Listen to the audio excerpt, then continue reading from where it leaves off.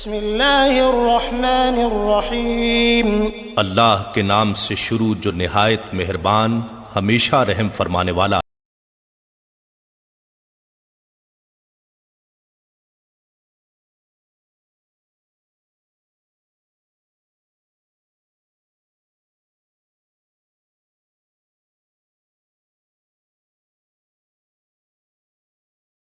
الحمدللہ رب العالمین نحمدہ ونصلی علی رسولہ الکریم اما بعد فاعوذ باللہ من الشیطان الرجیم بسم اللہ الرحمن الرحیم استغفر اللہ ان اللہ غفور رحیم صدق اللہ العلی العظیم۔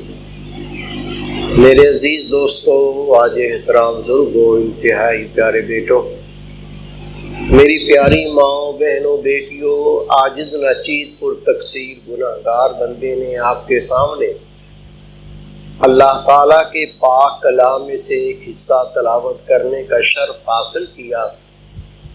رب العزت سے دعا ہے وہ پاک ذات عاجز کو صحیح مفہوم بیان کرنے کی، آپ سب کو سننے کی، ہم سب کو اس پر عمل کرنے کی توفیق عطا فرمائے۔ اس سے پہلے ایک اصل مفہوم بیان کروں، چند تمہیدی کلمات عرض کروں گا۔ ابھی مولانا صاحب نے اعلان کیا کہ جو تربیتی کورس میں حصہ لینا چاہتا ہو، کیوں چاہتا ہو؟ کوئی تنخواہ ملے گی، نوکری کر رہے ہیں تو پروموشن ہو جائے گی، یہ بہت چھوٹی چیزیں ہیں۔ اس کورس میں جو حصہ لینا چاہتا ہو، میرے بیٹے، میرے بھائی، یہ کورس ہے تخلیق کا مقصد پورا کرنے کے لیے۔ اللہ نے پیدا کر دیا ہے۔ اللہ نے کیوں پیدا کیا؟ اگر اس چیز کا آپ کو علم حاصل نہ ہوا تو قرآن پاک میں ایسے لوگوں کے لیے فرمایا یہ جانور ہیں، بلکہ جانوروں سے بھی بدتر ہیں۔ سمجھے ہی نہیں کہ دنیا میں کیوں آئے تھے۔ اس میں عمر کی کوئی قید نہیں ہے، یونیورسٹی کی ڈگریوں کی ضرورت نہیں ہے، قد کاٹ کی ضرورت نہیں ہے۔ ہر اللہ کا بندہ جو دنیا میں آیا ایک مقصد کے تحت آیا۔ خدا نے اپنے بندے کو بغیر مقصد پیدا نہیں کیا۔ اللہ تعالیٰ نے چھپکلی بغیر مقصد پیدا نہیں کی۔ اپنے بندے کو بغیر مقصد کیوں پیدا کرے گا؟ جس مقصد کے لیے آئے ہیں اگر وہ حاصل نہ کیا، خدا کی قسم قرآن و حدیث پڑھ لو، یہ بندہ اتنا روئے گا، آنکھوں سے آنسو ختم ہو جائیں گے، پانی نکلنا ختم ہو جائے گا، یہ خون کے آنسو بہے گا۔ اور اللہ کے محبوب فرماتے ہیں اتنے تو خون کے آنسو بہیں گے، ایک ایک بندے کے آنسوؤں میں یہ دنیا کی کشتیاں، جہاز کھے جا سکتے ہوں گے۔ یہ پچھتاوا ہوگا، پچھتائے گا، یا اللہ میں جس کام کے لیے گیا تھا وہ کر کے واپس نہیں آیا، اب تو میرے ساتھ خیر نہیں ہے۔ لیکن یہ سب رونا بیکار ہو جائے گا، کسی کام نہیں آئے گا۔ یہ حدیث پاک آج نے کئی بار بیان کی ہے۔ نبی پاک صلی اللہ علیہ وسلم نے فرمایا میرے پیارے صحابہ، تم توبہ کی حقیقت کو جانتے ہو؟ عرض کی آقا اللہ اس کا رسول جانتا ہے۔ میرے محبوب پاک نے بہت بڑی حدیث پاک ہے، سب سے پہلے فرمایا جو توبہ کرے اور علم حاصل نہ کرے یہ تائب نہیں ہے، یہ جھوٹا ہے۔ نماز پڑھنی تو علم حاصل کرنا ہے، روزہ رکھنا ہے تو علم حاصل کرنا ہے، ماں باپ کی خدمت کرنی ہے تو علم حاصل کرنا ہے، بچوں کی تربیت کرنی تو علم حاصل کرنا ہے، بیوی کا حق ادا کرنا ہے تو علم حاصل کرنا ہے، پڑوسیوں کے حقوق ادا کرنے تو علم حاصل کرنا ہے۔ دنیا میں جس کام کے لیے آیا اگر اس کو پورا کرنا ہے تو علم کے بغیر ممکن نہیں ہے۔ پتہ ہی نہیں ہے ماں کی کیا قدر ہے پتہ ہی نہیں ہے، ابو کی کیا قدر ہے پتہ ہی نہیں ہے، رشتہ داروں کے کیا حق ہے۔ خدا کی قسم جب پتہ ہی نہیں ہے تو عمل نہیں ہو سکے گا، عمل نہیں ہو سکے گا، یہ بندہ نجات نہیں پائے گا۔ کتنی بار سمجھاؤں، کتنی بار اس بات کو ڈراؤں، یہ صرف چند بندوں کے لیے نہیں ہے، جو اللہ کا بندہ دنیا میں آیا اس کے اوپر یہ فرض ہے۔ ہم اس فرض کی بات کر رہے ہیں، نفلی بات نہیں کر رہے ہیں، یہ فرض ہے۔ وہ علم جو آپ کو فرضی چیزوں کی ادائیگی میں مدد کرے، یہ علم فرض ہے، اس کے سیکھے بغیر نجات نہیں ہونی۔ کوئی پیچھے نہ رہے۔ نبی پاک صلی اللہ علیہ وسلم فرماتے ایک شرم جنت میں لے جائے گی اور ایک شرم جہنم میں داخل کر دے گی۔ وہ شرم جو جنت میں لے جائے گی، یہ وہ شرم و حیا ہے۔ گناہ کرتے ہوئے شرم آئے، والدین کی بے ادبی کرتے ہوئے شرم آئے، استاد کی بے ادبی کرتے ہوئے شرم آئے، علماء کرام کی صحبت سے جاتے ہوئے شرم آئے، اللہ کا دین سیکھتے ہوئے میرے بھائی شرم آئے۔ ایک شرم تو وہ ہے جو جنت میں لے جائے گی، وہ شرم و حیا، گناہ سے شرم کرنا، اور دوسری شرم میرے پیارے بھائی میرے بیٹے یہ جو جنت میں لے جائے گی، اور وہ شرم جو جہنم میں لے جائے گی۔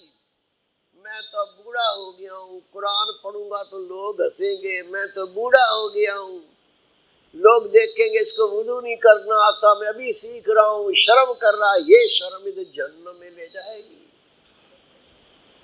اللہ کا قرآن پڑھتے ہوئے شرم آئے، اللہ کا دین سیکھتے ہوئے شرم آئے۔ نہیں میرے پیارے بھائی میرے بیٹے، اٹھ کھڑا ہو، سستی چھوڑے۔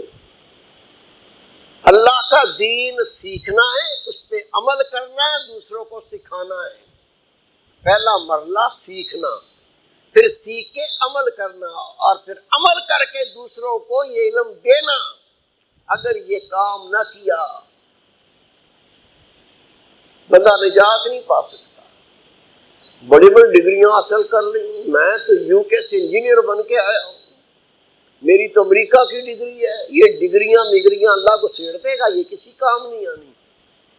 اگر یہ سیکھ لیا اللہ کو سجدہ کس طرح کرنا ہے، رب کے سامنے قیام کیسے کرنا ہے، خدا کی قسم یقین جان تو ادب والا ہو جائے گا، تو ادب والا ہو جائے گا، ادب سیکھنے والا ہو جائے گا۔ اور جو عبادتیں کر کے زندگی پوری کرتے ہیں اس کے لیے تو اللہ کی جنت ہے، جو ادب سیکھ لیتا ہے اس کے لیے جنت کا مالک اللہ ہے، اس کو رب ملے گا۔ اللہ تعالیٰ نے اپنے پاک کلام میں فرمایا استغفر اللہ، اللہ سے استغفار کرو، اللہ سے بخشش مانگو۔ یہ بات بھی ابھی ذہن میں رکھ لیں، ابھی تک اللہ کے دین کا علم نہیں سیکھا، دین پہ عمل نہیں کیا، یہ اتنا بڑا گناہ ہے۔ ابھی اللہ سے توبہ کرنی ہے، اور توبہ کیسے کرنی ہے آپ کو حدیث پاک عرض کی، بندہ توبہ کرے اور علم حاصل نہ کرے یہ تائب نہیں ہے، یہ جھوٹا ہے۔ اور آپ سب جانتے ہیں قرآن پاک جھوٹے کے لیے اعلان کرتا ہے، جھوٹوں پہ اللہ کی لعنت ہے۔ اللہ نے حکم فرمایا استغفر اللہ ان اللہ غفور الرحیم، میرے بندو مجھ سے بخشش مانگو، میرے بندو مجھ سے استغفار کرو، اور بے شک اللہ تعالیٰ مغفرت کرنے والا اور رحم کرنے والا ہے۔ معلوم چلا اللہ کا بندہ، رب کی بندی جب اللہ سے بخشش مانگتے ہیں، رب کہتا ہے شک نہ کرو، پھر میں بخش دیا کرتا ہوں، اللہ بخش دے گا۔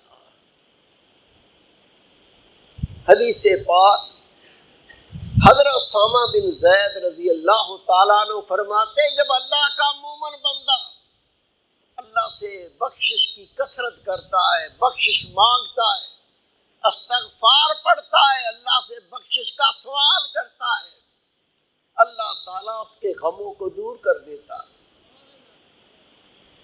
تنگ راستے سے نکلنے کی راہ پیدا کر دیتا ہے۔ اور اللہ اس کو وہاں سے رزق دیتا ہے جہاں سے اس کا گمان بھی نہیں ہوتا۔ خدا کے محبوب نے فرمایا استغفار کی کثرت کرنے والے ان کے لیے خوشخبری ہے۔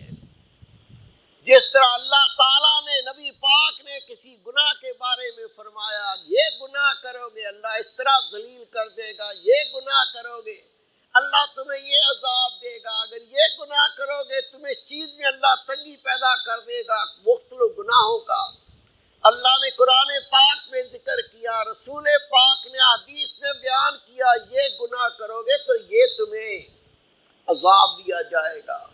قربان جائیں رسول پاک فرماتے جو اللہ سے بخشش کی کثرت کرتا ہے اللہ تعالیٰ سے مغفرت مانگتا ہے، رسول پاک فرماتے اس کو خوشخبری ہے۔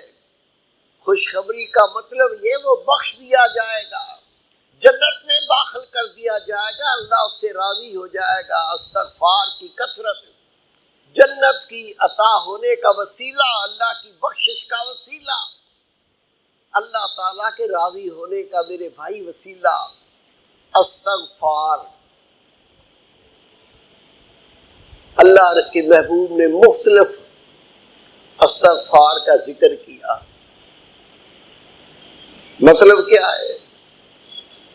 مطلب یہ ہے اپنے گناہ پہ ندامت کا اظہار کر، اپنے گناہ کو یاد کر کے نادم ہو کہ میں اللہ کی نافرمانی کرتا رہا، میں اللہ سے دشمنی کرتا رہا، میں اللہ کو ناراض کرتا رہا۔ ہر گناہ اللہ سے دشمنی، ہر گناہ اللہ کو ناراض کرنا، ہر گناہ اللہ کو چیلنج کرنا۔ میری اوقات میری حیثیت کیا ہے؟ میں اللہ سے لڑتا رہا۔ میری اوقات کیا ہے؟ میں اللہ سے رجتا رہا۔ اور میری اوقات کیا ہے؟ میں یہ گناہ کرتا رہا، خدا سے دشمنی پالتا رہا۔ اس پہ ندامت کا اظہار کر، میری اوقات نہیں تھی جو میں کرتا رہا، یا اللہ میں شرمسار ہوں، یا اللہ میں نادم ہوں۔ اور اس کے بعد مصمم ارادہ کر لے، یہ پروگرام بنا لے کہ آئندہ میں اللہ کی نافرمانی نہیں کروں گا۔ جب اللہ کا بندہ اپنے گناہ پہ نادم ہو کے یہ پختہ ارادہ کر لیتا ہے آئندہ میں اللہ کی نافرمانی نہیں کروں گا، پھر اس کے بعد رب سے بخشش مانگے، اللہ کا وعدہ ہے میں اس کو بخش دیتا ہوں۔ اس کے بغیر نجات نہیں ہے۔ نبی پاک صلی اللہ علیہ وسلم فرماتے ہیں میرے پیارے صحابہ تم استغفار کی کثرت کرو، اگر تم اللہ سے استغفار نہیں کرو گے اللہ تمہیں نہیں بخشے گا۔ معلوم یہ چلا جو بندہ بخشش چاہتا ہو، اللہ کی رحمت کا سوال کرنا چاہتا ہو، پہلے اللہ سے مغفرت مانگے، بخشش مانگے۔ جب یہ بخشش مانگے گا تو اللہ بخشے گا۔ یہ اللہ رب کریم کی رحمت ہو جائے گی کہ ندامت کا اظہار کیا، اللہ کے سامنے گڑ گڑایا، اللہ کے سامنے رویا، پھر اللہ کے سامنے رو کے گڑ گڑا کے نادم ہو کے اس نے اللہ سے بخشش مانگی۔ نبی پاک فرماتے اس کے بعد پھر اللہ کا حق ہو جاتا ہے، اللہ اس کو بخش دے۔ میرے پیارے بھائی، میرے بیٹے، رسول پاک صلی اللہ علیہ وسلم فرماتے میرے پیارے صحابہ استغفار گناہوں کو اس طرح جلا دیتا ہے جس طرح لکڑی آگ کو جلا کے خاک کر دیتی ہے، استغفار اس طرح گناہوں کو ختم کر دیتا ہے، جلا دیتا ہے۔ میرے پیارے بھائی، میرے بیٹے، رسول پاک حضرت محمد مصطفیٰ احمد مجتبیٰ نور مجسم صلی اللہ علیہ وسلم کا فرمان ہے جو اللہ سے استغفار کرتا ہے، اپنے گناہ پہ ندامت کا اظہار کرتا ہے، اللہ تعالیٰ سے اپنا محبوب بنا لیتا ہے۔ اور توبہ کرنے کے بعد، استغفار کرنے کے بعد رسول کریم صلی اللہ علیہ وسلم کا فرمان ہے اللہ اس کو ایسے پاک کر دیتا جیسے اس نے گناہ کیا ہی نہیں۔ حدیث پاک میں آتا ہے حضرت موسیٰ علیہ السلام کے دور میں قحط پڑ گیا، حالت ایسی ہوئی پہلے جانور پیاس سے مرتے تھے، جانوروں کو پانی نہیں ملتا تھا، آخر حال یہ ہوا کہ انسان پیاس سے مرنے لگے، زمین بنجر ہو گئی، فصلیں تباہ برباد ہو گئی۔ حضرت موسیٰ علیہ السلام کی امت اکٹھی ہو کے خدا کے نبی کے پاس آئی، یا نبی اللہ، پہلے تو جانور پیاس سے مرتے تھے، سالوں بیت گئے کہ بوند نہیں برسی، زمین منجر ہو گئی، اب تو حال یہ ہے کہ انسان پانی کی بوند بوند کے لیے ترستا ہے، دعا کرے اللہ کہ سالی دور فرما دے۔ حضرت موسیٰ علیہ السلام اپنی قوم کو لے کے کوہ طور کے دامن میں گئے، اجتماعی دعا، اس کی بڑی فضیلت آئی ہے۔ جب مل کے بندہ دعا کرتا ہے وہ اللہ کو زیادہ مقبول ہوتی ہے، زیادہ اللہ پسند کرتا ہے۔ کٹھے کے وہاں پہنچے کوہ طور کے دامن میں، اللہ کے نبی نے ہاتھ پھیلائے، میں اللہ سے دعا کرتا ہوں تم آمین کرو، یا اللہ پہلے جانور پیاس سے مرتے، تب انسان پانی کی بوند بوند کو ترستا ہے، زمین بنجر ہو گئی، تیرے بندے تیرے پاس آئے، یا اللہ کہ سالی دور کر دے، بارش کر، اپنی رحمت برسا کہ تیری زمین سرسبز و شاداب ہو جائے۔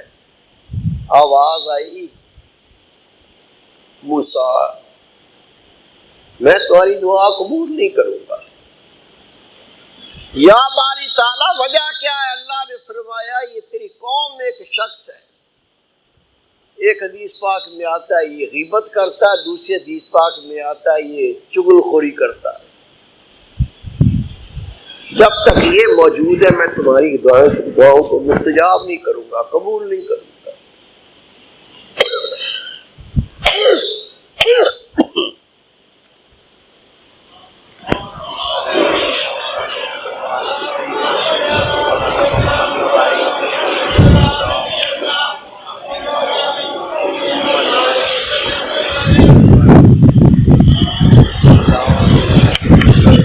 ایک گناہ کرتی ہے امت، ایک گناہ۔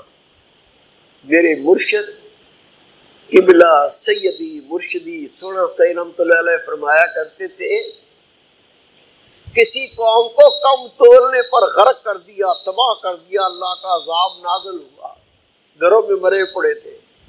کیا گناہ کرتے تھے؟ کم تولتے تھے۔ کسی کو لوتی فیل کرنے پر، مردوں کا مردوں سے بدفعلی کرنے پر پوری قوم کو، زمین کو الٹا کر دیا۔ اتنا خطہ اللہ کا فرشتہ آیا، زمین کو اٹھایا، اوپر کی نیچے، نیچے کی اوپر کر دی۔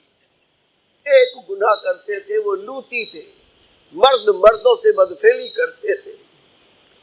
کوئی قوم جھوٹ بولتی تھی، کسی قوم کا کوئی گناہ تھا، اللہ نے اس ایک ایک گناہ کے بدلے میں ان کو غرق کر دیا۔ میرے مرشد فرمایا کرتے تھے ابھی بھی یقین نہیں آیا کہ رسول پاک کے صدقے یہ امت سارے گناہ کرے پھر بھی بچی ہوئی ہے، اس لیے کہ اللہ تعالیٰ نے قرآن پاک میں وعدہ کیا ہے، میرے رسول جب تک تو اس قوم میں ہوگا میں اس قوم کو جمعی عذاب نہیں دوں گا، کٹھا عذاب نازل نہیں کروں گا۔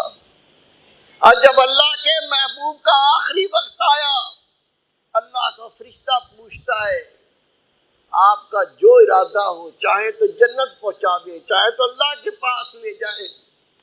آپ نے فرمایا میرے رب کا مجھ سے وعدہ ہے، میرے رسول جب تک تو اپنی امت میں رہے گا میں جمیل عذاب نازل نہیں کروں گا، میں اپنی امت کو نہیں چھوڑ سکتا، میں اپنی امت میں رہوں گا۔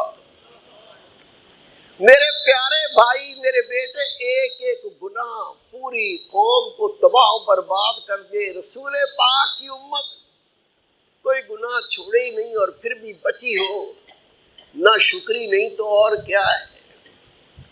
حضرت موسیٰ علیہ السلام یس کی، یا اللہ تو ہماری دعا قبول کیوں نہیں کرتا؟ رب نے فرمایا تیری قوم میں ایک شخص ہے وہ چغل خوری کرتا ہے، جب تک وہ ان میں موجود ہے اس کی نحوست سے میں دعا ہی قبول نہیں کروں گا۔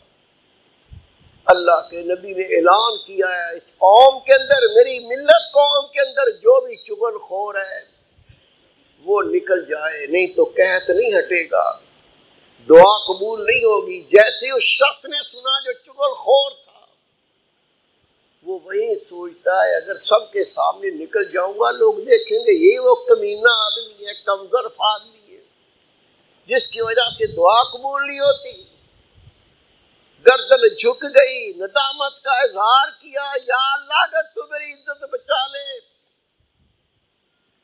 سب کے سامنے جاؤں گا، لوگ دیکھیں گے یہی وہ ذلیل انسان ہے جس کی وجہ سے دعائی قبول نہیں ہوتی۔ یا اللہ میرے عیب پہ پردہ ڈال لے، میرے گناہ کو چھپا لے، میں آج تیرے سامنے عہد کرتا ہوں ساری زندگی یہ گناہ نہیں کروں گا۔ اللہ کا نبی اعلان کر رہا ہے کہ وہ بندہ نکل جائے جس کی وجہ سے دعا قبول نہیں ہوتی، وہ اجتماع کو چھوڑ کے باہر چلا جائے۔ ابھی اعلان ہو رہا ہے، ایک بندہ نکلا نہیں، بادلوں کی گڑگڑاہٹ آئی، کالی گھٹائیں چھائیں، بارش شروع ہو گئی۔ یا اللہ یہ کیا؟ تو نے فرمایا تھا جب تک وہ گناہ گار نکلے گا نہیں میں بارش عطا نہیں کروں گا، دعا قبول نہیں کروں گا۔ یا اللہ بندہ کوئی نکلا ہی نہیں، پھر تو نے بارش شروع کر دی۔ اللہ تعالیٰ نے وحی کی، میرے نبی اس نے ابھی توبہ کر لی ہے، اسی کی توبہ کے صدقے، اسی کے استغفار کے صدقے میں نے بارش عطا فرما دی۔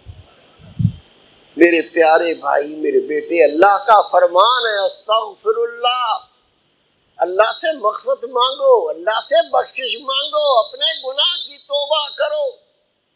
پھر رب کہتا ہے شک نہ کرو، میں مغفرت کرنے والا، رحم کرنے والا ہوں۔ میرے پیارے بھائی، میرے بیٹے، گناہ پہ ندامت چاہتے، گناہ سے توبہ چاہتے، گناہ بخشوانا چاہتے، پاک صاف ہو کے لوٹنا چاہتے، اس کا طریقہ کار یہ ہے۔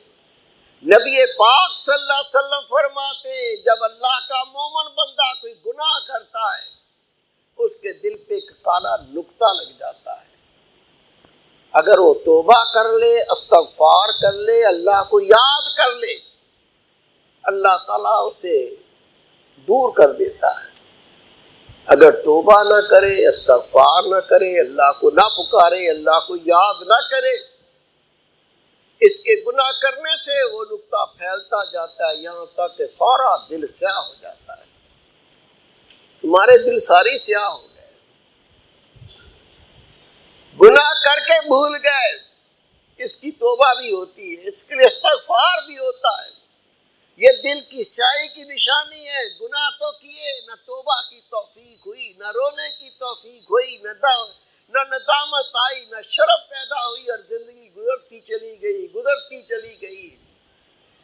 یہ دل کے سیاہ ہونے کی نشانی ہے۔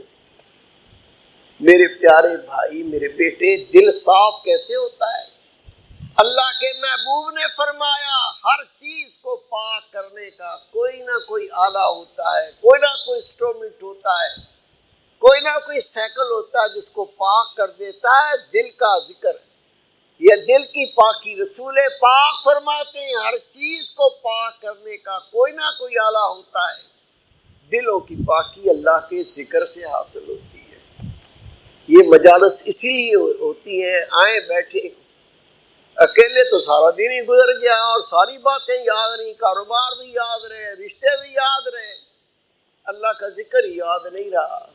ساری اللہ اللہ کرنے والے ہوں گے، ساری توبہ کرنے والے ہوں گے، ساری استغفار پڑھنے والے ہوں گے، اپنے گناہ پہ ندامت کرنے والے ہوں گے، جن کے قلب کے اندر نرمی آ چکی ہوگی، ان کے ساتھ بیٹھیں گے تو اللہ ہمیں بھی توبہ کرنے کی توفیق دے دے گا، اللہ ہمیں بھی ندامت کی توفیق دے دے گا۔ یہ اللہ کا ذکر دل کو پاک کر کے دل میں ندامت پیدا کر دیتا ہے۔